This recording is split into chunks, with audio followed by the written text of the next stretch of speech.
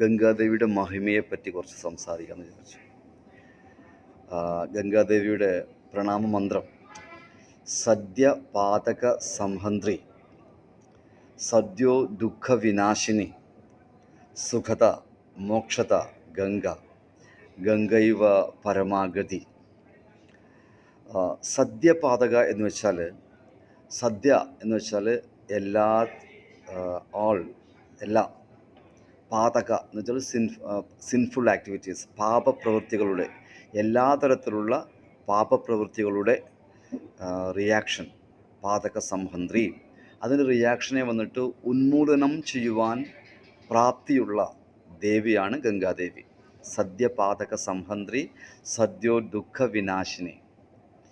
പിന്നെയോ സുഖത, സുഖത്തെ തരുവാൻ പ്രാപ്തിയുള്ള ദേവിയാണ് ഗംഗാദേവി. സദ്യപാതക സംഹന്ത്രി, സദ്യോ ദുഃഖ വിനാശിനി. സുഖത, മോക്ഷത, മോക്ഷത്തെ തരുവാനും പ്രാപ്തിയുള്ള ദേവിയാണ് ഗംഗാദേവി. സുഖത മോക്ഷത ഗംഗ, ഗംഗൈവ പരമാഗതി.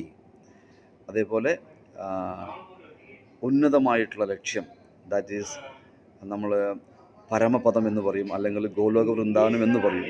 ഇവിടേക്ക് പോയി ചേരുവാനും ഗംഗാദേവിയുടെ കരുണ കൊണ്ട് നമുക്ക് സാധിക്കുന്നതാണ് പറയുന്നത്. ഇനി ഈ പാപകർമ്മങ്ങളുടെ അതിൻ്റെ റിസൾട്ട് എങ്ങനെയാണ് അത് നമ്മൾ കാണുക? നമുക്ക് രണ്ട് തരത്തിലുള്ള ശരീരമുണ്ട്. സ്ഥൂല ശരീരമുണ്ട്, സൂക്ഷ്മ ശരീരമുണ്ട്. Gross body, subtle body. അപ്പോൾ ഈ ഗ്രോസ് ബോഡിയിൽ വന്നിട്ട് അംഗവൈകല്യമായിട്ടോ അല്ലെങ്കിൽ എന്തെങ്കിലും അസുഖമായിട്ടോ അത് കാണാൻ സാധിക്കും.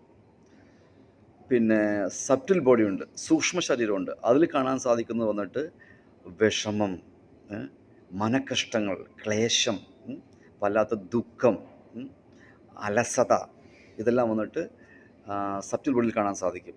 അപ്പോൾ ഇതെല്ലാം എന്തുകൊണ്ടാണ്? നമ്മളുടെ പാപപ്രവൃത്തികളുടെ ഫലമാണ്. അപ്പോൾ ഈ ഫലങ്ങളെയെല്ലാം തീർക്കാനുള്ള ശക്തി ആർക്കുണ്ട്?